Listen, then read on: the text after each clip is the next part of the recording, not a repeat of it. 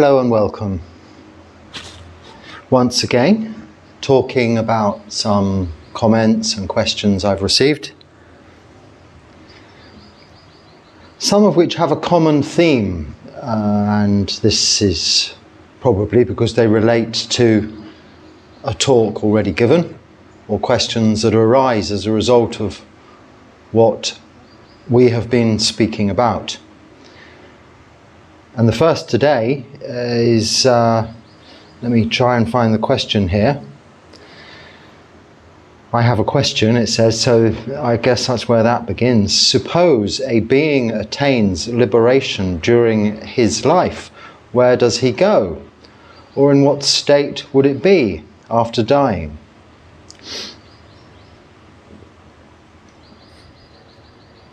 If one becomes free from suffering in this lifetime and dies, that is it. We cannot know the answer to that question specifically, because if we had experienced parinibbana, that is full enlightenment, and the cessation of rebirth into samsara, we would not be here to speak of it. And also, it is unspeakable in that we can only speak of what the afterlife isn't. It isn't so much an afterlife, it isn't in a state anywhere. Where is it? It isn't. It is not part of conditioned things. The expression of deathless is that we are no longer born into the realms, whether they be heavenly, hell-like, or animal or human, where one is surrounded by and is of a conditioned nature, put together, made of elements, and therefore subject to the characteristics of existence, life, anicca, impermanence, dukkha, suffering, and anatta, not a self, but also not within our control, just a result of these conditioned things, impermanent things. All conditioned things are impermanent, unsatisfactory, and not self, out of our control. Now, at liberation, in the sense we use the word in the context of Buddhism, the Buddha was a fully enlightened and awakened being whom shared the Dharma with ourselves for 45 years until his final parinibbana, after which there isn't a place where that individual has gone, that physical body, which also suffered during his lifetime with many ailments. He taught for many years, as I say, 45, walking all over very rough terrain in northeast India, living in harsh conditions a lot of the time, working very hard, teaching the Dharma after his enlightenment out of compassion to share with others, not the experience of what comes next, but what we are doing now to be free from further suffering next, or rebirth. Now, one can even separate part of that from the context of rebirth and see the momentary rebirths within our own lifetimes, where things change and are not consistent by the nature of their conditioned existence being impermanent, where we live, what we do, whom we're with. None of these things, even within this lifetime, are permanent, continually changing as we are to adapt to the conditions and circumstances we are surrounded by. So this is a question commonly asked. So where did the Buddha go? And you then go on to say, where is the Buddha now? that he is no longer alive as a human. Oh, so where is the Buddha now that he is no longer alive as a human, and why should I strive to reach him? No, you're not striving to reach him.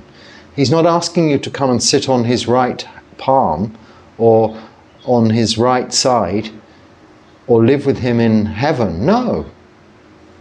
The Buddha is teaching us in the Dharma how to live now, in the present moment. Now, all I can share with you here in these talks is also my experience from the understanding I have of the Dharma, the teachings of the Buddha, of living in a way to try and attain contentment. That is, a degree of satisfaction with as little as possible, in order to try and arrive at our conclusion, which is the end of suffering, to be free from suffering within this lifetime. The Buddha taught this, the Four Noble Truths. There is suffering, a cause of suffering, a path leading to the end of suffering. After a cause of suffering, an end of suffering, and the path leading to the end of suffering. It is the cause of suffering that we are identifying in order to eradicate it and therefore be free from suffering. Nirodha, the end of suffering. And the way we do that is by following the Fourth Noble Truth, the Noble Eightfold Path, the practice of moral virtue, of meditation, and the development of wisdom. This is the basis of which, this Noble Eightfold Path, they're not steps, but four of its categories are based on moral virtue, on goodness, on doing no harm, either to ourselves or to others. That we have as the 5 precepts: no killing, no stealing, no sexual misconduct, lying, or the taking of intoxicants.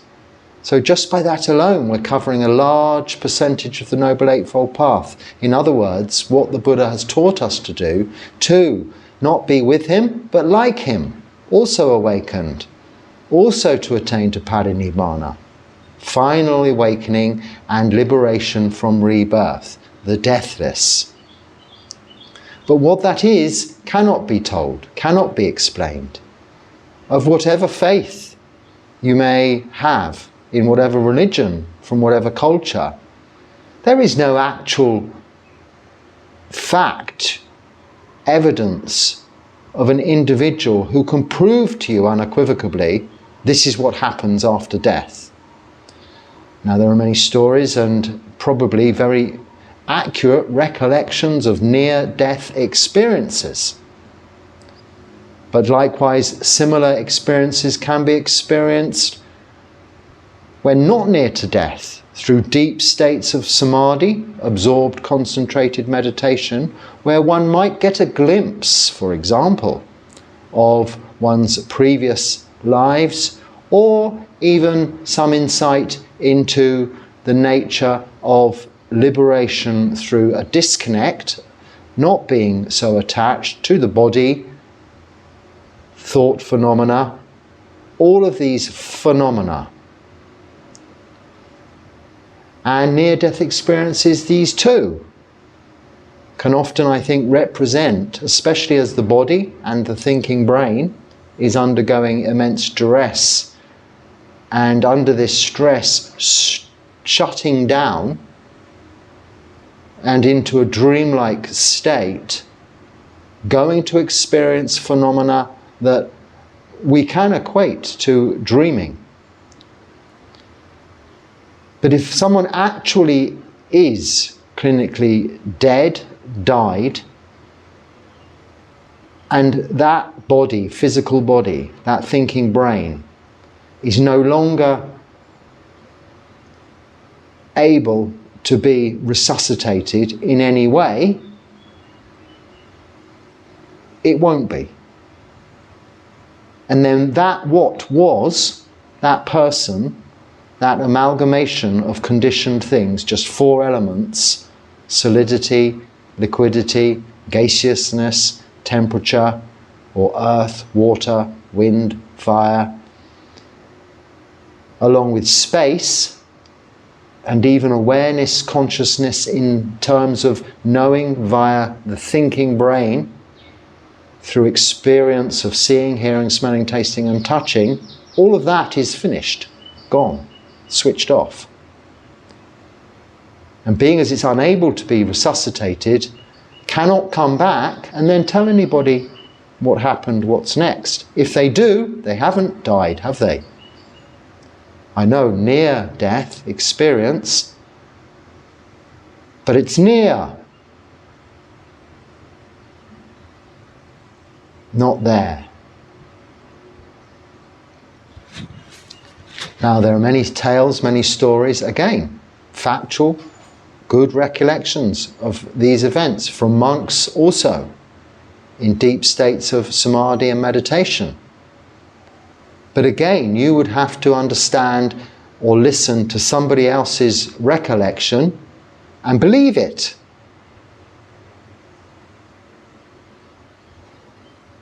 You cannot know it until you experience it yourself. And this is the Dharma. This is what the Buddha teaches us. To go and practice and experience it for yourself. So if I take this question, you're losing the appeal of the goal. Because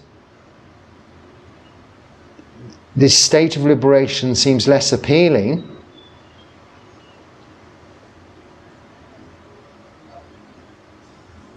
relating it to blood and flesh. Not quite sure I understand I missed a bit there. I can't imagine this state. No, so don't try and imagine. This would just be that, imagination. We can't even imagine.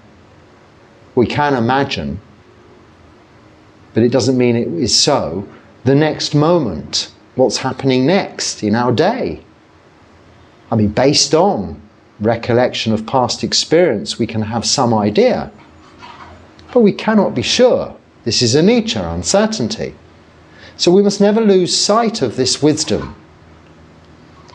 Right view is the singular aspect of the Noble Eightfold Path, but the most important.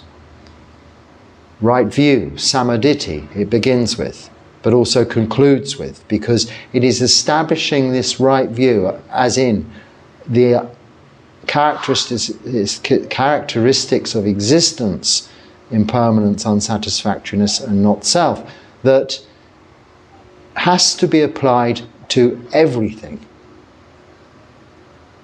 including knowing our imagination is just that. All that is happening in the present moment, here and now, is what we know. Everything else is memory in the past that we cannot be sure of. Our memory is subject to failings, to fault. It isn't 100% accurate all of the time. But it's still gone, has been, it is past. So irrelevant. Nothing we can do to change it. And as for the next moment, it is the future. It is purely imagination.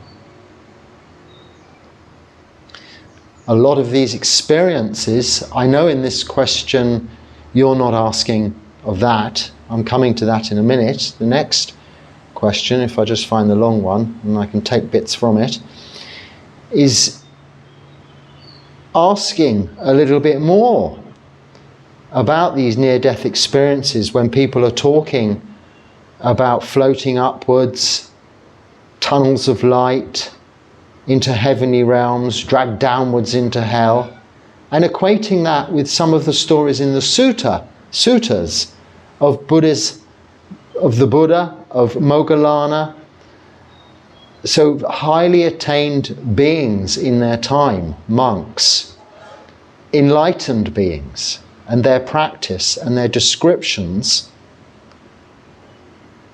of their experiences of these realms. That cannot be equated.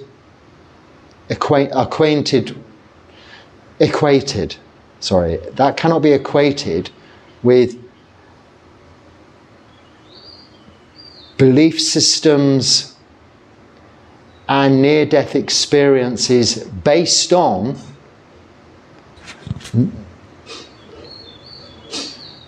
doctrinal belief systems, for instance. One may have been brought up in an environment culturally whereby you believe in a God, in heaven, in hell, white light and heaven, fire and brimstone hell.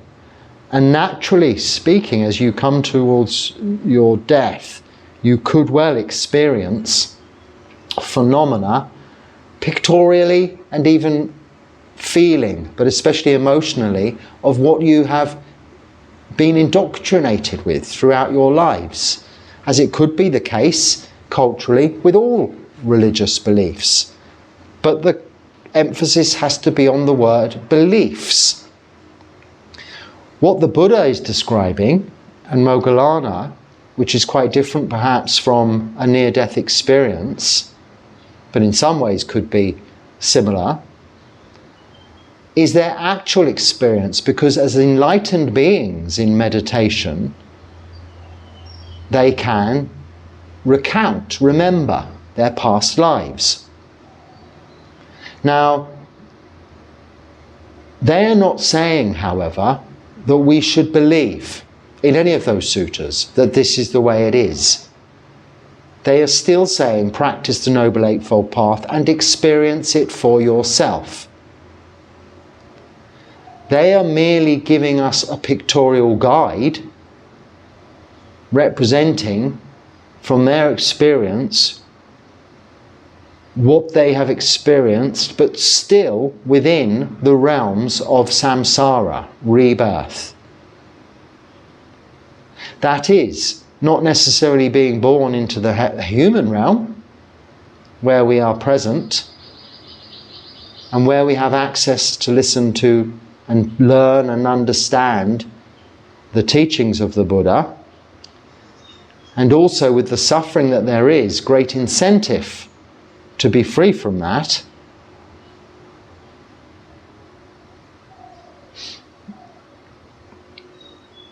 Even born into the heavenly realms, we are still reborn. And this again is impermanent, or the hell realms. We, if we haven't been there, cannot remember them ourselves through our own meditative experiences, can only go by this hearsay. Now, it wouldn't be sufficient in a court of law for such hearsay to be considered as tangible evidence.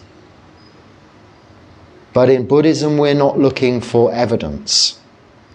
We're looking at practice we can do to see for ourselves. Believing no one. The Buddha doesn't even expect us to believe the Buddha. He says, try this and see for yourself. He's not telling us this is how it is. He's telling us that there's suffering. We cannot argue with that. There is no requirement to believe that there is suffering. It is there, evidence in itself. The cause of suffering, we are to identify ourselves, to become free from it.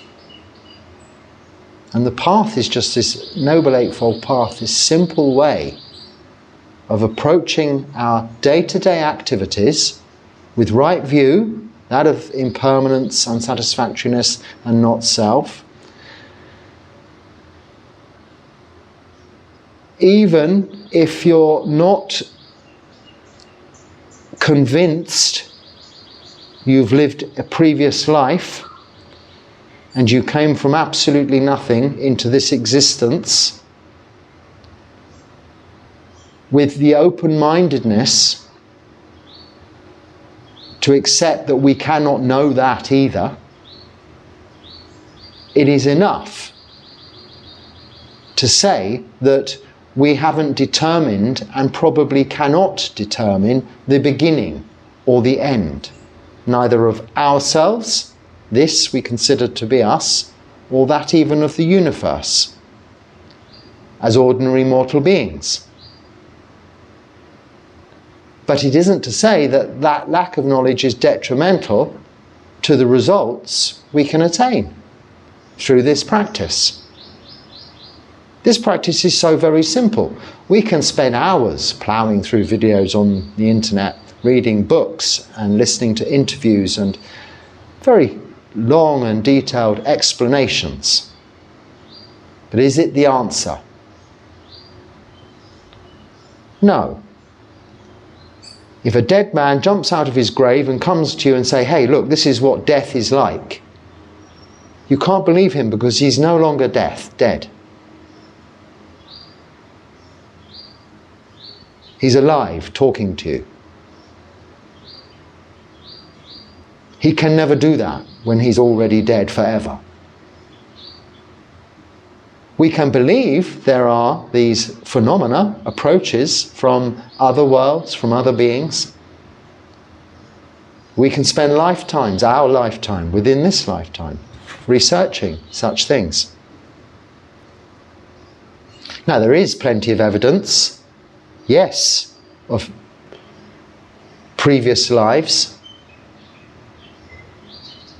These are tangible aspects that have been brought forward into the current life. So, for instance, skills, talents, languages, knowledges that people are born with, which they couldn't possibly have been taught or experienced within this lifetime. But again, that is only proof of something. It isn't ever going to give you proof of nothing. So we can only talk of after that liberated individual dies as to what it isn't. So when a flame goes out, it doesn't go anywhere, it just goes out. But what is it? Can we describe the flame not being there? No. We can describe it's no longer light, it's no longer heat, it's no longer burning oxygen or fuel. It isn't these things. It is no longer there. If you wake in the night and there's a shadow and you think someone's in your room and you're filled with fear, hiding under your bedclothes, and you turn the light on and there's nothing there, where has that being gone? Well, it wasn't there. It isn't there now. You can describe what it isn't and what it was in your imagination. Or if it's real, what it is. But when it's gone, it's gone. You can only just describe what it isn't.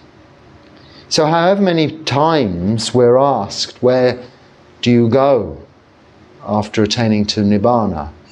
What is it? The Buddha's, what's the word? Epitaph, I think? Nickname, Tathagata. He refers to himself as the Tathagata, thus gone. Because he was, and then he wasn't. As we are, and won't be. And this eternal soul,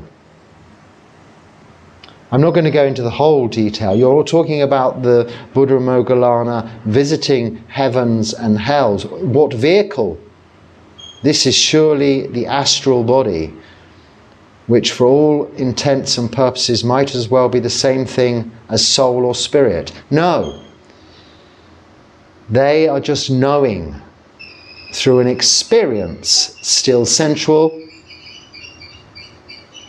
We cannot know. They don't say, oh, it was this astral body, I picked it up at the supermarket, it came in 3 sizes, I popped this on and went to heaven or I went to hell. It isn't of such a nature that it can be described.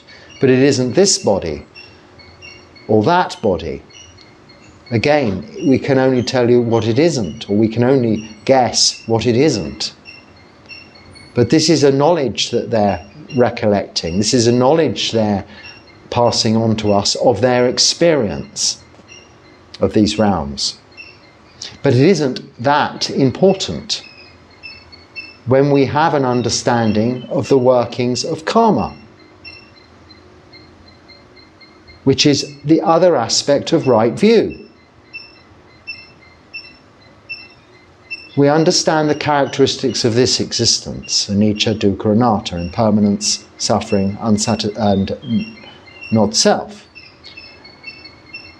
That we may have existed in previous lives, and if not free from attachment in this realm, and having not extinguished the cause of suffering, desire, based on these three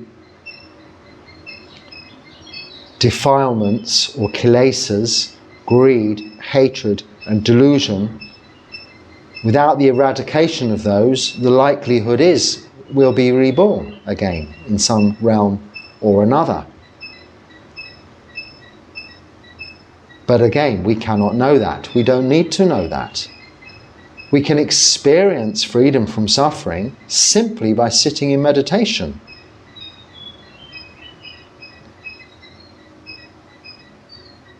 So karma, all of our actions of body, speech and mind have results, good and bad. Good actions result in good things, bad actions in bad things, generally speaking. And this is the other aspect of right view, this understanding. The rest is keeping the precepts, and then there comes meditation. So I'll ask the questioner here, whom's talking of astral bodies and planes and heavens and hells, does anatta actually mean no soul? Was the Buddha talking about no unchanging soul or unchanging personality or essence? No, he wasn't. Everything changes. He's not talking about soul. We've got such a mixture of words there, souls, astrals, this and that. That which knows, our mind,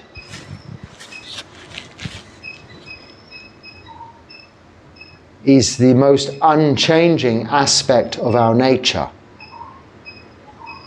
Even the thinking brain, consciousness, will change with changes in perception, with changes in view, with changes in what you like and what you dislike, what you want more of, what you want less of. These aspects also change throughout our lives. But what does not change is what knows that. That we call the citta. A Pali word that's hard to understand or translate into any of our own native tongues. And it's really better just left as that, citta. Or in my language, that which knows. That which knows I'm experiencing pain or suffering, unhappiness, the related and corresponding mental emotion linked with the physical aspect of pain, both suffering, unhappiness and pain, but both linked. But that which knows of those isn't linked. It's observing that you're unhappy and that you're in pain. It may even know that you're unhappy because you're in pain. But with wisdom, it will know that even when the pain's gone, there will still be unsatisfactoriness, unhappiness that can occur. And with that wisdom develops equanimity, peace and calm with all experiences that come along. So I think I've covered those two questions with regards to rebirth. But the simple answer is, when a flame goes out, it's gone. There's no longer fuel to give us the heat and give us the light. It is no longer burning. It is no longer. But what it is, where it is, cannot be determined. Only what it isn't and where it isn't. So, with regards to this karma and rebirth, there can be no evidence or science to support it. So it begins with, I struggle with the concept of rebirth, as there can be no evidence or science to support it. It is not simply a belief like going to heaven or hell. I'm sorry, but I find the idea... Sorry, I don't need to laugh, it's just you're saying I'm sorry. You don't need to say you're sorry.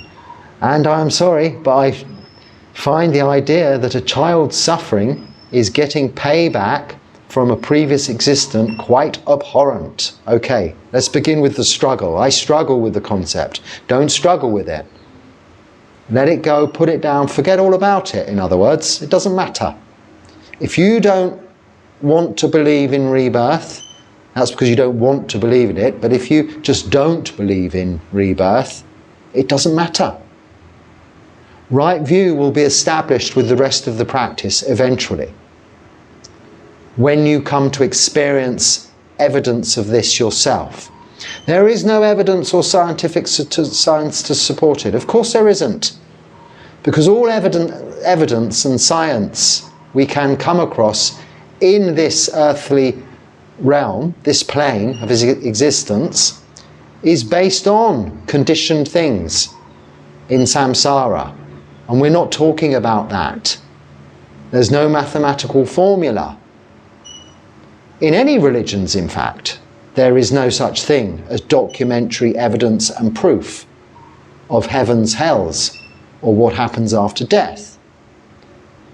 But the Buddha doesn't give us that. He tells us there's suffering. Now there is evidence of that, which you go on to say about this poor child. Now, I did not actually say it is payback. I said it was perhaps the results of causes and conditions put in place in a previous life, that a child may be born into less fortunate conditions or suffering in this lifetime, whereas other children may not be. Maybe, but we cannot understand the depths and ramifications of karma only in the sense of what we do now. Likewise, it didn't say you just ignore it and say, oh, this child, it just did bad things in the previous life. Of course you don't. You look after. You do all you can do out of your own compassion, kindness, and generosity to help other beings. But all suffering that's going on at the moment in the world, whether it be with children, adults, through violence, through starvation, through sickness, is ultimately as a result of these defilements of greed, hatred and delusion. Lobha, dosa, moha, the Pali words for these kilesas, defilements. Ah, but it's not the child's fault. No, it's not in this lifetime. This is an innocent child, yes. But the suffering is directly as a result of other individuals' greed and hatred and delusion. But we cannot eradicate others' greed, hatred and delusion, only help them to. And the best way to help them to is by beginning with ourselves. Now, if everybody got rid of their own greed, hatred and delusion, all beings on the planet were to do this now, just like that, then of course there would be no suffering, because there's plenty to go round. But that isn't going to happen, hasn't happened in the past, and is unlikely to happen in the future. But you can begin with your own practice, this Noble Eightfold Path, of reducing and eradicating greed, hatred and delusion, and therefore setting an example whereby others will follow you, trying to do the same, and improve their lives substantially by becoming free themselves from those defilements, and therefore, to a degree, free from suffering. Now, even the most suffering individuals, whether they be children or adults, can find some relief from suffering in just that knowledge, in those knowledges of right view, contained therein, right view, of uncertainty and permanence, that there is suffering, this is normal, but it's out of our control. Just that normality alone, that basis, is a sound form of security, and if you like, hope, because you've gained that wisdom, that you will become free from this suffering at some point. Now that isn't a wish, a prayer, it is a fact. You mentioned that surely you would have seen some children enduring terrible suffering during your time in India. Can you honestly say that it's because of previous lives?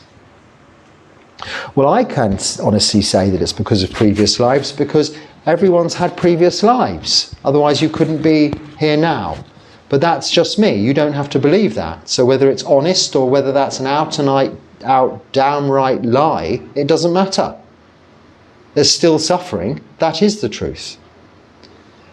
And I have seen suffering not only in India, I've seen terrible suffering in other countries too, including my own, and experienced suffering myself to varying degrees, as well as a very, what might be considered a considerably comfortable, luxurious existence, as I've seen of others.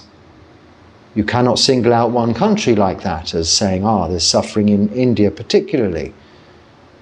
Because I've also seen amidst suffering, and this all is a matter of perspective,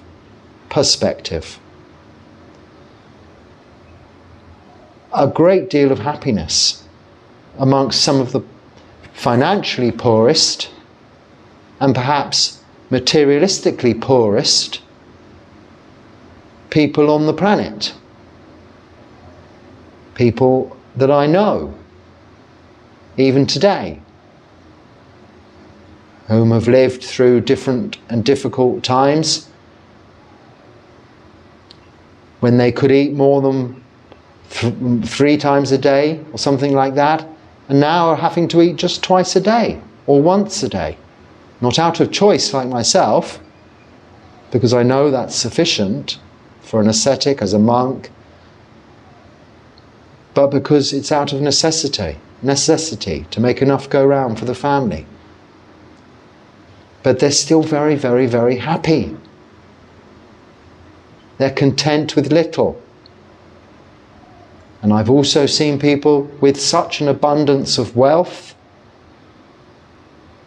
In fact, I've seen considerably more people with an abundance of wealth who are very, very depressed. Miserable existence and lives, they tell me they have. And this person said this to me, this person did that. And the depth of their suffering seems to be so far much greater. Essentially, all we need is very little. A little food, a little feeling of safety. And that's sufficient to be content. Anything in addition to that is more likely to cause more suffering. Even captured people develop this difficult to understand condition, Stockholm syndrome, I think it's called, whereby you have an attachment to your, what's it called? The person who's captured you. You're the captive, they're the captator, I don't know. Because they're at least being given what they need just to keep living. And it eventually becomes normal. Now, yes, that could be said, well, they're just getting used to it. It's not right. Of course it's not right. But we cannot change that. We can only change ourselves to become part of the overall conditions that affect everything. So, the abuse and neglect by the actions of adults This is usually the cause of this child's suffering. Of course, the immediate effect of suffering has to be something visible in the current state you're in. It doesn't necessarily just come out of nowhere. Albeit at any time in our lives we can be told, that's it, you've got cancer, a terminal disease, you've 3 years, 3 months, 3 weeks, 3 days to live. That seemingly comes out of nowhere.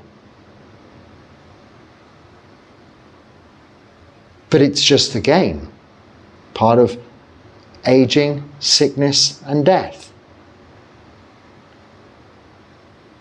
There will always be suffering, yes.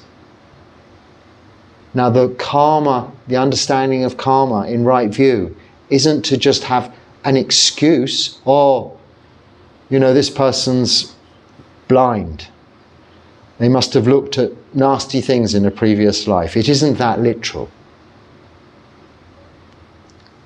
But in Buddhism, we come to understand, not believe, understand through our practice, through meditation, karma and its effects. The actions of our body, speech and mind, its effects, the results of those actions. We call karma and vipaka, vipaka the results. Through meditation we can see that more clearly. Eventually seeing clearly, this is where this word vipassana comes from, all of these aspects helping us to develop right view. So we understand by seeing clearly why there is rebirth. We understand by seeing clearly karma. Not to the depths analytically of how it works. This was one of the achintaya, the questions the Buddha suggested we don't bother trying to work out, like the beginning and the end of everything. You cannot know that in this lifetime. And your head will explode trying to, like an overheating old-fashioned computer or something, trying to calculate it. So don't try. Just know what you can know here and now in the present moment is enough. Things have changed probably within this body and my thinking brain since I sat down a few minutes ago to begin talking, as well as externally. Now, if I went around trying to think of why all of those changes happened, I'd never be able to get up again. You could never finish working all of that out, as we cannot understand why there should be suffering. And in Buddhism, especially where there's no God, singular creator God or devil, that we can blame, it's perhaps even harder. They say, oh, God works in mysterious ways, you know, as an expression, another excuse or something like that, or it's the devil's work. But these aren't facts. The fact of the matter is always the Four Noble Truths. There is suffering. That's it. So someone is really suffering, someone really isn't. But that's because there's suffering. The person who isn't really is, or they're going to be. And more so as a result of what they had and then what they lost. Because what is also true is it will be lost. These are facts. These are the evidence. These are the proof. This is the science. Here and now in this present moment. Not in a big book. Not in intellectual, long-winded, very clever questions or explanations or stories, but in what you can see sitting doing nothing within this body of yours and this thinking brain. And I ask you, how much are you doing that every day? I'm not telling everybody off, although maybe I should, because sometimes I think, well, if you've got time to think about all this, worry about all this, be concerned about all this, argue about, after all, whether you're arguing about what the Buddha said, what Jesus said, what Muhammad said, what anyone's said, even in modern times, philosophers, and then even the scientists, And then the politicians. If you're sitting around all day long debating this, arguing with it, how are you ever going to be free from suffering? All you're doing is generating more and more and more, fueling the fire, throwing more ingredients into the pot. A poisonous potion of knowledge, but speculative knowledge, not facts. The only facts are very simple. They don't even need a pot. It can be counted on one hand. Suffering, cause of suffering, end of suffering, path leading to the end of suffering. What do we do about the suffering children in India, as you say? But they're everywhere. We practice the Noble Eightfold Path. And then finally, I'm really jumping through the questions today to cover a lot of questions that are based on the sort of same thing. Someone who's been practicing, this is an email I've received, comes from a disadvantaged background and is studying Buddhism. I realise that I have more experience in negative things than positive ones. Following the practice of the Noble Eightfold Path, I came across the fact that I do not know what to do benevolently. Benevolently. I think that means charitably. That's what I think benevolence means, charity. That's what I'm going to be talking about next. Except for the instructions that I practice at the level of body, speech and mind, what else can I do? Good, besides words and actions. Maybe there are some suttas or books where there are examples that I can develop in myself. Or do I need to come to this myself? So you answer the question yourself in your questions there. Yes, you need to come to this yourself, but the Buddha tells us how. And there are books, the whole Sutta Pitaka is all about that. But just take what he told us in the Dhammacakka Sutta, his first discourse. The Four Noble Truths and the Noble Eightfold Path, as you are doing, yes, incorporates Sila, Samadhi, Panya. There's another list called the Parami, 10 Parami. These are the qualities we develop as a result of this practice, which isn't contained in the lists we normally hear, or the numerical discourses, or even in any of the suttas individually. But they are qualities, these parami mean qualities within ourselves, like truthfulness, kindness, or truthfulness. And the first of these paramis, dana, generosity, are qualities we develop through this practice. Because coming to understand the truth of this existence through this practice, keeping moral virtue, practicing meditation, developing wisdom within right view, we know that by doing good things, not only does it help others, it gives us happiness. So what you can do by way of benevolence is just practice that, dana, giving, generosity. And I was delighted a minute ago because just before I sat down I thought, I'm not feeling very positive about talking. I was feeling more, I'd like to just sit now and meditate. But this is the time I ordinarily sit down and share with you that experience, this experience I'm having day to day. And I've disciplined it within my routine that I do that. But it wasn't 100% with generosity that I was sitting down. The generosity of being able to offer the sharing of that experience. But I was very happy because somebody walked by. And I'd put some biscuits aside and some milks and some things like that in a little bag in the hopes that I could give that to someone later, because we don't have much to give. But before noon, we still have the food around, and if it hasn't all been shared out, there are some bits left over. It's lovely if I have some left that I can give to a passerby. And it just so happens, but then before I sat down, I was able to give that. And this is dana.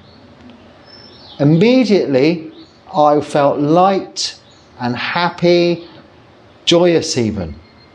Just that simple action of giving some biscuits and milk to someone, which then made me so enthusiastic and happy about then sharing more Dharma reflections with you. It took it from 90% to 100%, back up. The meter was charged up again, like putting coins in the electricity meter. It run down a little bit, probably because I hadn't spoken for a few days. And then you get out of that routine, and then I sit down again, and it comes back very quickly. But giving, and this is benevolence, this is charity, is like putting coins in the meter. So although it's not specified in the Noble Eightfold Path, it comes under right actions, of course. And in terms of offering sharing of experience and Dharma is right speech. It's not specifically generosity. In fact, it could be the fourth part of the practice, dana, sila, samadhi, panya. Because it goes without saying. That's a quality, as all of the other parami, truthfulness, patience, satya, kanti, also the ability to meditate, samadhi, that's included in those parami, all come as natural qualities that develop from the rest of sila, samadhi, panya. So what you can do there, with just practicing the Noble Eightfold Path, which is the Noble Eightfold Path, so not just very essential and fruitful in itself, is just any act of giving. Even just a smile is good enough to a stranger, or hello, or is there something I can do to help you? Giving a little time to listen to someone, lend them an ear. Puts more coins in the meter, charges you up, gets you 100% again. So I hope you also get that opportunity. You'll find even when, just referring back to that India experience again there, someone mentioned that I've seen suffering in India. Yes, and everywhere I qualified that with. But I've also found that in places like that where I've lived, where there's a lot, seemingly to the outside world, a lot of suffering, not only is there a lot of happiness, there is the most kindness and generosity. Because everyone has something they can give, even if it's a smile, or a grain of rice, or a teaspoonful of rice. Because they recognize that that is the easiest route to happiness, is giving, dana. So on that note, I shall leave you with those points for some consideration, and hope there is something useful there for you that you can share with others too by way of giving, and benefit from that likewise. Until next time, be happy and stay well. Sukhi Hotu.